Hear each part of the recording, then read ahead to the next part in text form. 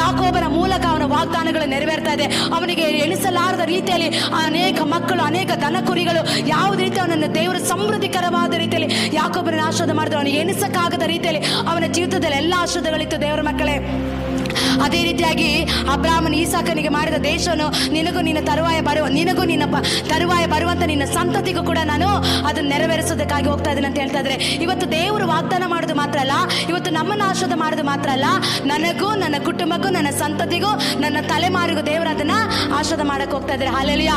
ನೋಡಿ ದೇವರ ಮಕ್ಕಳೇ, ಇವತ್ತು ನನಗೆ ಮಾತ್ರ ವಾಗ್ದಾನ ಮಾಡೋದಲ್ಲ, ಇವತ್ತು ನನಗೆ ಬರುವ ವಾಗ್ದಾನ ಮುಂದಿನ ನಮ್ಮ ತಲೆಮಾರುಗಳು ಕೂಡ ಅದು ನೆರವೇರುವುದಕ್ಕಾಗಿ ಹೋಗುತ್ತೆ. ಯಾಕೋಬನನ್ನು ವಂಚಕನಾಗಿದ್ದಂತ ಯಾಕೋಬನನ್ನ ಇಸ್ರಾಯೇಲ್ ಆಗಿ ಕರೆದ ದೇವರು ಇವತ್ತು ನಮ್ಮನ್ನ ಇಸ್ರಾಯೇಲ್ ಆಗಿ ದೇವರು ಕರೀತಾ ಇದ್ದಾರೆ. ವಾಗ್ದಾನ ಭೂಮಿಯಾಗಿ ದೇವರು ಇವತ್ತು ದೇವರು ನಮಗಿಲ್ಲೋ ಏನಕ್ಕೂ ಬೇಡದ ನಮ್ಮನ್ನು, ಯಾವುದಕ್ಕೂ ಪ್ರಯೋಜನ ಇಲ್ಲದ ನಮ್ಮನ್ನು, ಪಾಪಿಗಳಾಗಿ ಜೀವಿಸುತ್ತಿದ್ದ ನಮ್ಮನ್ನು ಆತನ ಕ್ರಯಕ್ಕೆ ತೆಗೆದುಕೊಂಡು ಬೆಲೆ ಕೊಟ್ಟು ನಮ್ಮನ್ನು ಕೊಂಡುಕೊಂಡು ನಮಗೋಸ್ಕರ, ನಮ್ಮ ಪಾಪಗಳಿಗೋಸ್ಕರ